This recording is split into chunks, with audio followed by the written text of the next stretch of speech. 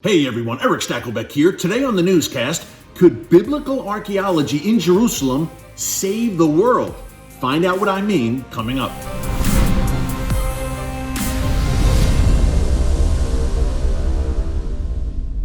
Hey folks, Erick Stakelbeck here. Welcome to the Watchman Newscast.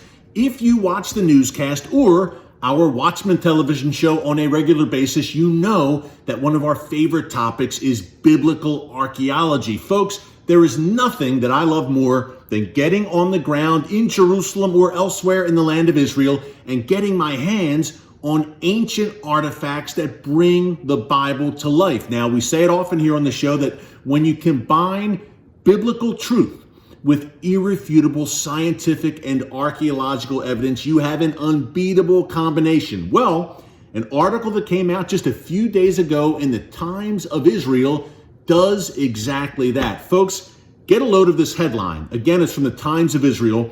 Burnt remains from 586 BC Jerusalem may hold key to protecting planet. Quite a teaser there. Hey, I knew as a believer that we were onto something very important with these stunning archaeological finds that are happening nearly every day in Israel, but apparently it goes even deeper than I knew. We're going to get into it in a second. Before I do, be sure to subscribe to the Watchman News channel right here on YouTube and click that notification button, that bell that you see, so you get alerts every time a new video is posted. We've got the newscast every Tuesday and Thursday. We'll be adding a third newscast very soon, teaser for you. That's coming very soon. Also, we have the Watchman TV show, which you can catch every week on TBN, Thursdays and Fridays. Don't miss it. By the way, still coming to you from my living room in our new home. We just completed a move, as you might know. I mentioned it on previous newscasts. So there's a lot of stuff still in boxes laying everywhere. We're still unboxing, number one. Number two, my team, the Watchman team, is coming to our home this week and putting a studio in. So come next week, I should be back in the friendly confines of the Watchman studio. But hey, not too bad coming to you from my living room on this hot summer day and talking about some fascinating stuff. Let's get into it. Again, Times of Israel, burnt remains, obviously burnt by the Babylonians' first temple, may hold key to protecting planet. What's that all about? Let's dig deeper into it.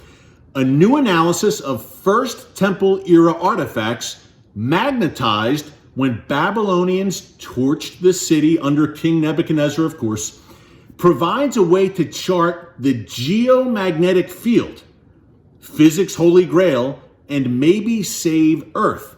Now that's quite a statement, a bit above my head, but I'm fascinated by it, but I'm not a scientist, obviously, but I love this stuff. Let's go on a bit.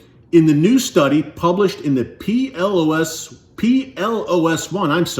scientific journal, a lead author and archaeologist, Yoav Vaknin, harvested data from pieces of floor from a large two-story building excavated in the city of David's Givati parking lot. More on that in a minute, the Givati parking lot excavation. If you watch the newscast and the TV show on a regular basis, you know all about this. It's at the city of David. But to continue here, minerals embedded in the dozens of floor chunks were heated at a temperature higher than 932 degrees Fahrenheit, or 500 degrees Celsius, folks. That is hot. And magnetized during the slash and burning of ancient Jerusalem, and therefore offered up geomagnetic coordinates. I have no idea how this works, but again, I find it absolutely fascinating. In the article, it says, no comparable floor from the Iron Age has ever been found in Jerusalem or other sites in the southern Levant region. The coordinates taken from the floor give a rare, quote, peephole of the Earth's magnetic field in 586 BC, when the first temple was destroyed in the Babylonian invasion under the orders of the notorious King Nebuchadnezzar. Now, again, geomagnetic fields and coordinates, not my forte, as you all know if you watch me on a regular basis, but I love this stuff. I'm fascinated by it. And I love how the science, again, proves the truth of the Bible. These don't have to stand alone. You don't just have a biblical wing and a scientific wing. To me, science again and again proves the truth of the Bible. So this fascinates me. Now, it was such a tremendous disaster. The destruction of Jerusalem, again, 932 degrees Fahrenheit was the temperature as these buildings, as the first temple was burning at the hands of the notorious Babylonians. So complete disaster. Obviously, the Jewish people were taken away into captivity back to Babylon. Speaking of which, recently here on the newscast, again, you can look in our archives here on YouTube, we talked about a find from the Persian period of rule of Jerusalem when the captives returned from Babylon with the blessing of King Cyrus of Persia, returned from Babylon back to Jerusalem and rebuilt the temple that had been destroyed, as we're talking about right now, at the hands of the Babylonians. Now, that was a fascinating piece, and it took place, this new discovery from the Persian period, at the Givati parking lot, which I mentioned a few minutes ago, was mentioned in this article in the Times of Israel as well. What is the Givati parking lot excavation? Well, it's literally what the name says. There was a parking lot. It was adjacent to the city of David, ancient Jerusalem, which you've seen many times on the Watchman TV show and right here in the newscast. My favorite place in all of Jerusalem, and that is saying something. Adjacent to the city of David, actually right across the street, I'm there on a frequent basis. I know the area very well. There was a parking lot, a large parking lot where tour buses parked, etc. And eventually, about 10 years ago, someone had the bright idea, a very wise idea, to excavate the parking lot. They said, hey, we have this treasure trove of finds all around this area. Maybe we should dig up this parking lot and see what is underneath it. Well, needless to say, again, very wise decision by whoever made it, because there are artifacts and materials spanning generation after generation, century after century, dating back to the Old Testament up to the Crusader times and beyond, that were found underneath this parking lot. Folks, isn't that something? Doesn't God have a sense of humor? Underneath a parking lot where people were walking on every day, tour buses again were parking on and rolling over every single day, underneath that you had possibly, actually probably, the most exciting archaeological site in all of Jerusalem today. Again, I do not say that lightly. That's how important the finds at the Givati parking lot excavation have been. Now, recently on the Watchman TV show, we spent time at the very site, the Givati parking lot excavation, and we dug in a bit, no pun intended, to this period that we were talking about, the Babylonian invasion and destruction of Jerusalem and the First Temple. Now, we found evidence during this shoot with Yifta Shalev of the Israel Antiquities Authority.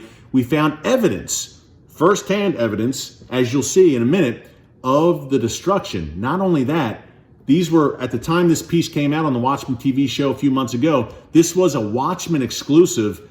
You know what? I've said all I need to say. I'm speaking too much. I'll let the story stand on its own. This is from the Watchman TV show. Very special piece that we did with the Israel Antiquities Authority at the City of David's Givati parking lot excavation. Trust me, it all ties together to what we are talking about. Take a look.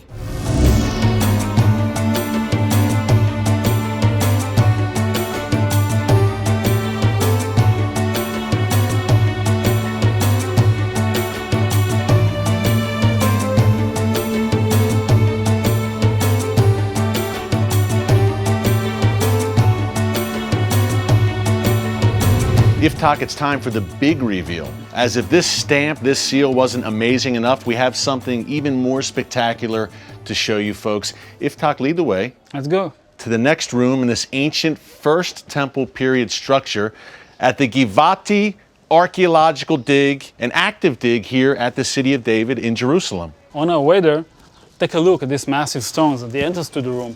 These ashlars, stones that were chiseled in order to have a square shape, is another indication for the high rank of the person who lived here. Yeah, Yiftach, nicely done, this work, first of all. The masonry work, I guess you would say. Right. And again, very well preserved. These look like pillars.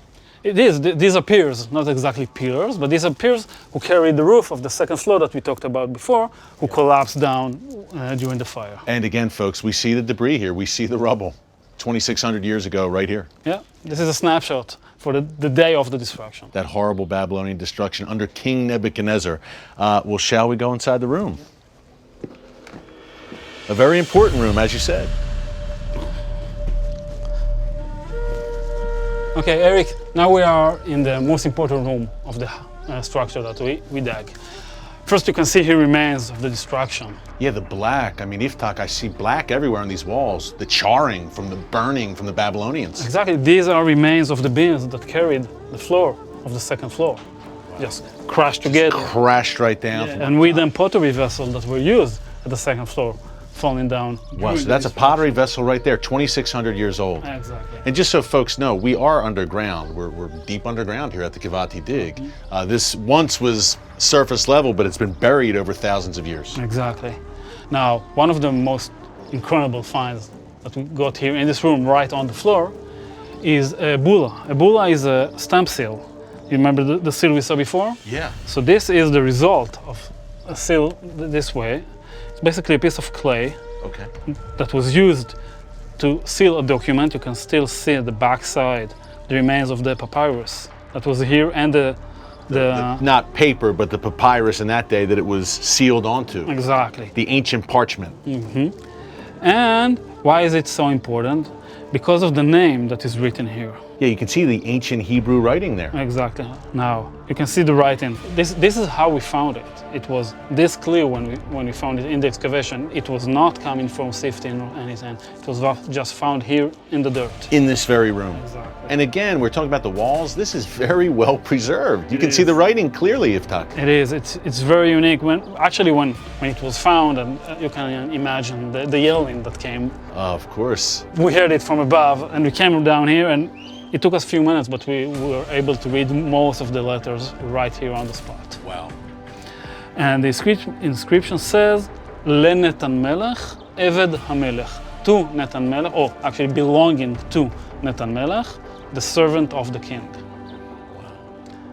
Now, tell us who he was. Okay, so first by his title, the servant of the king, you can understand that this is an official. This is a person of high rank, someone who had worked in the king court. Yeah, so a high-ranking government official at that. Servant of the king is a title not of a servant, but an official of the king. In the king's court, in his cabinet, I guess you would say. All right, exactly.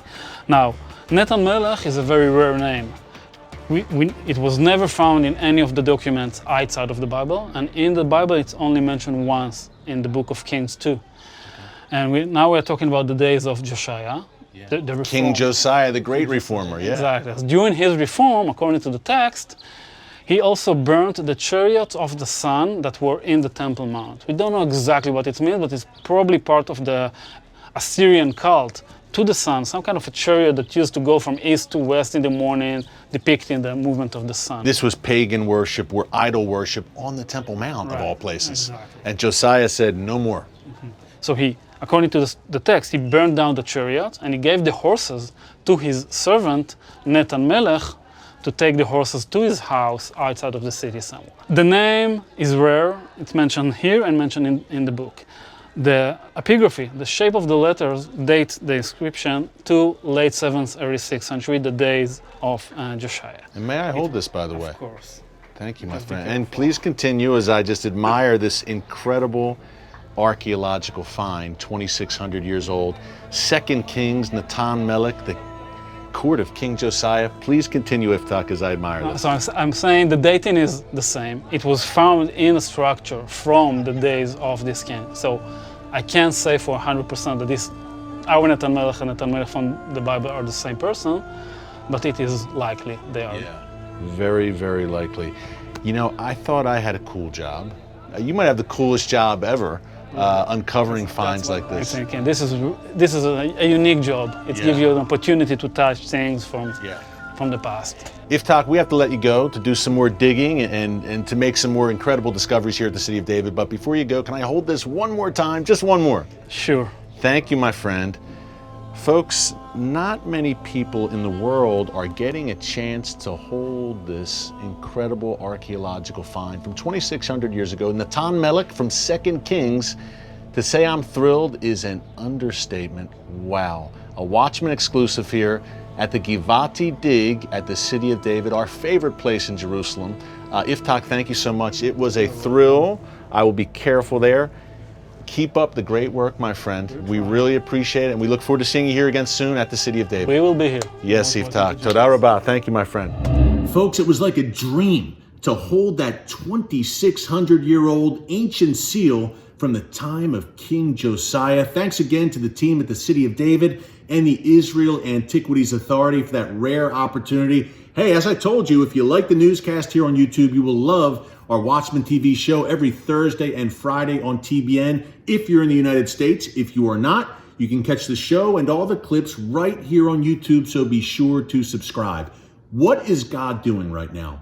Look, we talked earlier in the newscast about the geomagnetic field and all that fascinating stuff and how biblical archaeology in Jerusalem is holding clues to that. What is God up to right here, folks? God reveals himself to us in many ways. I believe one way that he is revealing himself to us today and revealing the importance of the land of Israel in his prophetic plan is through biblical archaeology. We've talked about it many, many times here on the newscast, right? That these discoveries are coming at such a rapid clip, it is very tough to keep up. The City of David and that Givati parking lot dig that we're talking about, that's really one of the epicenters of it all. But what is God doing?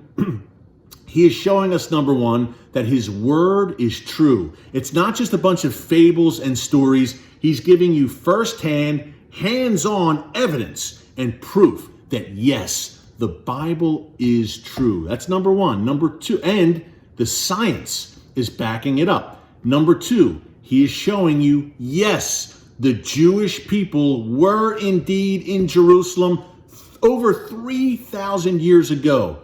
Discovery after discovery proves that very clearly. Why is that important to you and I? It's common sense, right? The Jewish people were in Jerusalem 3,000 years ago, King David, King Solomon, up to Jesus and beyond. But there are many loud and influential voices around the world, even at the UN, who deny that, who say there was never a Jewish presence on the Temple Mount or in the city of Jerusalem or in the land of Israel. I know it's tough to believe. You think it's just common sense that, yes, the Jewish people were there. Jerusalem is their ancient and ancestral capital. But we live in times, as I've said many times here on the newscast, where common sense is not so common. That's why this biblical archaeology is so important. That's why God, again, he's got a sense of humor, right? The more these resolutions are passed at the UN and in global bodies around the world denying the Jewish claim to Jerusalem and to Israel, the more the discoveries come out saying, sorry folks, but the Jewish people were indeed here thousands of years ago. So I love to see how God operates. This is not a coincidence, folks. Look, in the past 10 years alone, the sheer volume of these archaeological discoveries makes you think that God is up to something. These discoveries could have been found 40 years ago, 50 years ago, and somewhere, the Dead Sea Scrolls, but not at this rapid, frequent clip. And these are groundbreaking discoveries. I mean, this is stuff we have not seen. It's all coming to light now. Why? For such a time as this. Folks, we live in perilous times, no doubt, and we talk about it often here on the newscast, what's going on in the world. Lebanon's on fire right now. We may talk about that on Thursday's newscast. But we live in perilous times, yes, but these are also Bible times. God is moving, and I believe he's about to show his face to the world like he hasn't in 2,000 years. Exciting times to live in, perilous. Many are fearful. They should not fear because God will never leave you or forsake you. That much is true. His hand is on all of our lives as believers, and we have a chance here to be salt and light. In these dark times, we can be a light in the darkness. A city on a hill cannot be hidden. That's what we can represent to the world right now and continue to bring the truth. What I'm bringing you here with this archaeological evidence and these discoveries, it's truth. It's the truth of God's word coming alive before our very eyes some 2,600 years later. Pretty exciting stuff. Hey, by the way, if you like the newscast and you like some of the hard-hitting stuff we talk about here, we talk about a lot of topics here, but oftentimes, hey, we'll talk about Iran, Hamas, Hezbollah, ISIS, and what their plans are, because you need to know. I think you'd rather know than not know what the enemies of Israel and America and the enemies of God are up to today. Well, if you like all that subject matter, you can check out a new free trial, Audible.com, the world leader in audio books. They do incredible work. They are offering 3 of my books: The Terrorist Next Door, The Brotherhood, which focuses on the Muslim Brotherhood movement, and also ISIS Exposed. The name says it all there. Go to www, I want to make sure I get this right, www.audibletrial.com/The Watchman to sign up for a free trial at audible.com. And if you do, you will get one of my audio books absolutely free. Great offer, folks. Take advantage. Great time if you're doing a long drive, going on vacation to the beach or someplace this summer. Pop in an audio book, listen to it, and I can assure you a lot of research, a lot of hard work went into these books, a lot of on-the-ground investigations around the world to bring you that on-the-ground firsthand perspective. I think if you love the newscast, I think you will really enjoy the books. And hey, you might not have time in these busy times we're in to be sitting down and knocking out a book in a few days, but easy with the Audible books. Again, a long drive, if you're working out, doing some housework, you can just listen, and I think you'll enjoy it. So take advantage of that very special offer. Hey, thanks for joining us today here on the Watchman Newscast. Until Thursday, God bless you. And remember, never hold your peace.